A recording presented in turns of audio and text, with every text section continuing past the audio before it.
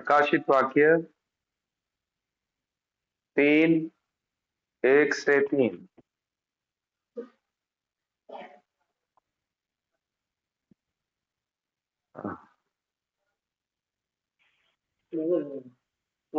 Petrol pump पे बच्चे लोग आए नहीं जा सकते। हाँ,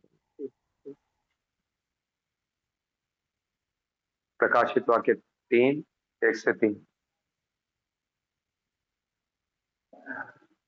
सर्दी की कविता के दूत को यह देख, जिसके पास परमेश्वर की 7 आत्माएं और 7 तारे हैं, वह यह कहता है कि मैं तेरे कामों को जानता हूँ, तू जीवित को कहलाता है पर है मरा हुआ। ओके, परमेश्वर सरदीस की कलीसिया को बोल रहे हैं, मैं तेरे काम जानता हूं, तो जीवित सिर्फ कहलाता है, यानी तुझे बारे में ऐसा सिर्फ बोला जाता है कि तू उद्धार पाया हुआ है, लेकिन मरा हुआ है। जब तेरे काम देखे जाए तो तेरे काम जैसे होने चाहिए ऐसे नहीं है। जैसा एक मसीही के काम होने चाहिए, जैसा एक मसीही का जीवन होना चाहिए, ऐसा नहीं है। तो सिर्फ कहलाता है कि जीवित है, लेकिन मरा हुआ है। दूसरा वचन, जागृत हो और उन वस्तुओं को जो बाकी रह गई है और जो मिटने को है उन्हें दृढ़ कर, क्योंकि मैंने तेरे किसी काम को अपने परमेश्वर के निकट पूरा नहीं पाया। ये विश्वासी थे, लेकिन धीरे धीरे धीरे धीरे करके आत्मिक रूप से गिरते जा रहे हैं, और प्रभु यीशु उनको चेतावनी देते हैं, जागृत हो जा और जो मिटने को है उसको दृढ़ कर। दिया अभी बुझने ही वाला है, वापस से दिया की आग को बढ़ा दे। तीसरा, इसलिए स्मरण कर कि तूने कैसे शिक्षा प्राप्त की और सुनी थी। कैसी शिक्षा तूने प्राप्त की थी और सुनी थी, उसे याद कर और उसमें बना रहे। उस शिक्षा में तू बना रहे और मन फिरा। यदि तू जागृत न रहेगा तो मैं चोर के समान आ जाऊंगा और तू करा न जान सकेगा कि मैं किस घड़ी तुझ पर आ पड़ूंगा। अगर तू जागृत नहीं होगा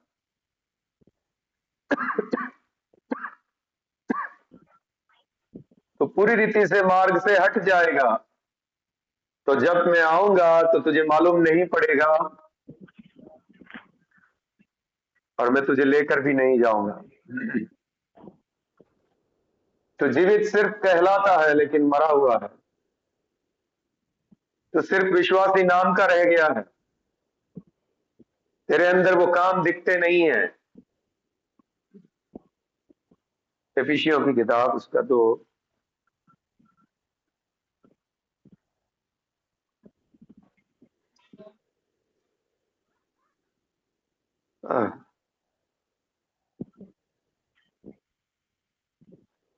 ये सब के लिए है ये वचन, जागृत हो जा।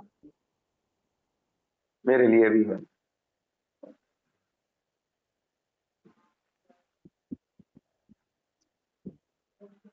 दो का 1 से पढ़ेंगे। उसने तुम्हें दिलाया जो अपने अपराधों और पापों के कारण मरे हुए थे। पाप के कारण मरे हुए थे, पाप में डूबे हुए थे, उनको जिलाया, नया जीवन दिया। आगे, जिनमें तुम पहले संसार की रीति पर और आकाश के अधिकार के हकीम आधार और आत्मा के अनुसार चलते थे, जो अब भी आज्ञा मानने वालों में कार्य करता है। न मानने वालों में, आज्ञा न मानने वालों में कार्य करता है। पहले हम लोग पाप में मरे हुए थे, परमेश्वर ने हमें नया जीवन दिया, लेकिन अब धीरे धीरे करके तुम लोग गिरते जा रहे हो और तुम सिर्फ जीवित कहलाते हो लेकिन मरा हुआ हो। एक मसीही के अंदर जैसा जीवन होना चाहिए वो जीवन तुम में दिखता नहीं है। जागृत हो जा, याद कर तूने कैसी शिक्षा प्राप्त की थी, मन फिरा। और अगर तू मन नहीं फिराएगा, अगर जागृत नहीं होगा और ऐसे ही मरा हुआ रहेगा और हट जाएगा, जिस घड़ी में आऊंगा तुझे मालूम भी नहीं पड़ेगा।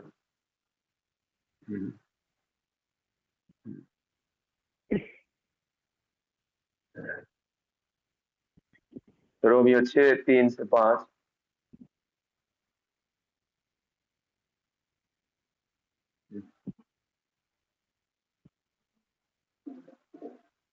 क्या तुम नहीं जानते कि हम सब जिन्होंने मसीह यीशु का बपतिस्मा लिया उसकी मृत्यु का बपतिस्मा लिया।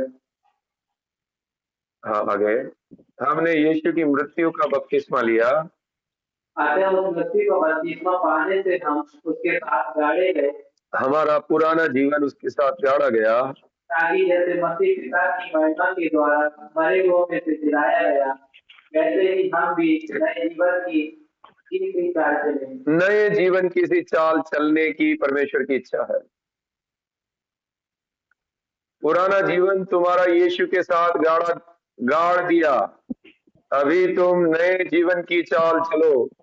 लेकिन ये नए जीवन की चाल तुम में नहीं दिखती है तो तुम अभी भी मरा हुआ, तुम सिर्फ नाम का जीवित है, तुम में वो जीवन तो दिखता नहीं। नए जीवन की चाल, मसीही चाल तो तुम में दिखती नहीं।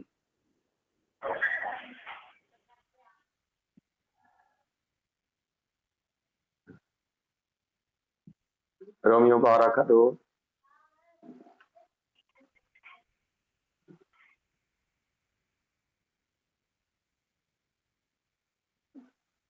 इस संसार के संघर्ष ना बनो, परंतु तुम्हारे मन के नए हो जाने से तुम्हारा चाल चलन भी बदलता जाएगा। तुम्हारा चाल चलन लगातार बदलता जाए, जैसे तुम्हारी बुद्धि वचन के द्वारा नहीं होती है, तुम्हारा चाल चलन बदलता दिखना जरूरी है।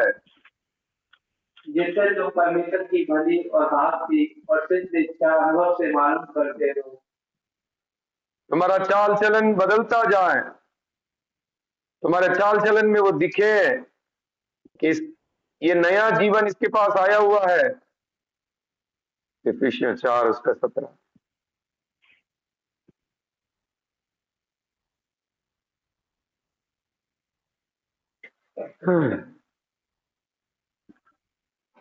इसीलिए मैं यह कहता हूँ और प्रभु में आग्रह करता हूँ कि जैसे अन्य जातियों लोग अपने मन की अनर्थ रीति पर चलते हैं, तुम अब से फिर से ऐसे ना चलो।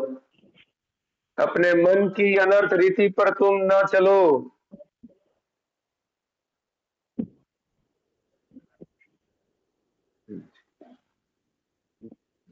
रोमियो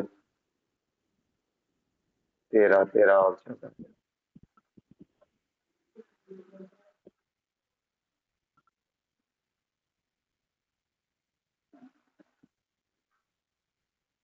जैसा दिन को सुबह देता है, वैसे ही हम सीधी चाल चले, ना कि लीला कीड़ा और पियक्कड़पन में, न व्यभिचार और लुच्चपन में और न झगड़े और डाह में, वरन प्रभु यीशु मसीह को पहन लो और शरीर की अभिलाषाओं को पूरा करने का उपाय न करो। जैसा दिन को सोता, हम लोग अंधकार के लोग नहीं हैं, हम लोग उजाले के लोग हैं। अंधकार के लोग पाप करते हैं, उजाले के लोग धर्म के काम करते हैं, भले काम करते हैं। लेकिन अगर हम बोले कि हम उजाले के लोग हैं लेकिन हमारे काम अंधकार के हो, तो हम सिर्फ जीवित बोलते हैं लेकिन हम मरे हुए हैं। हम सिर्फ दिखावा करने वाले लोग हैं कि हम विश्वासी हैं। इफिसियों 5:8।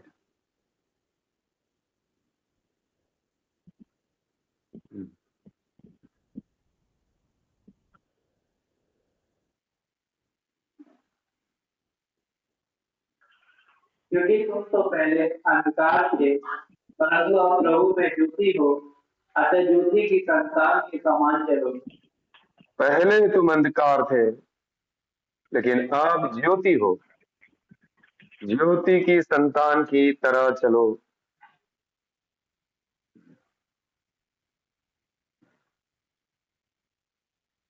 प्रभु यीशु ने सरदीस की कलीसिया को चेतावनी दिया, तेरा उद्धार किया गया, लेकिन तेरे अंदर जो जीवन दिया था, धीरे धीरे करके तूने वो जीवन को कम करता गया। प्रभु ने बोला, जागृत हो जा, जाग जा, इससे पहले कि पूरा जीवन तेरे अंदर से हट जाए, जाग जा।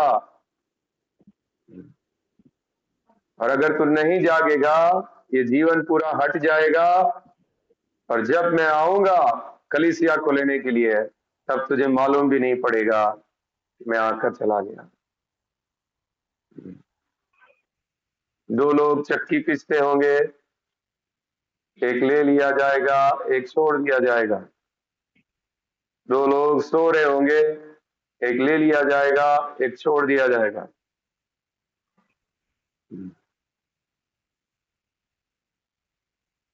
अगर आपको लगता है मैं सिर्फ विश्वासी नाम का रह गया हूं, धीरे धीरे करके मेरा जीवन खत्म हो रहा है, मुझे जागृत होने की जरूरत है। आपको प्रार्थना करना है, उपवास करना है और जागृत होना है।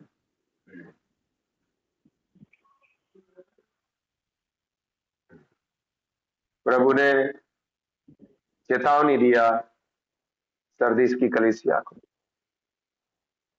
लेकिन अगर आपके मन कठोर है तो आप ये चेतावनी को नहीं लेंगे। आप बोलेंगे नहीं, हम ठीक है। ये वचन सबके लिए है। जहां भी हम लोग कमजोर पड़ते जा रहे हैं, वहां पे जागृत होना है। जो चीजें मिटने वाली है उसको वापस से सही करना है। हमें नए जीवन की चाल चलना है। अंधकार के काम हमारे अंदर ना रहे, हम उजाले के लोग हैं। हमें जागृत होना है। प्रार्थना करें।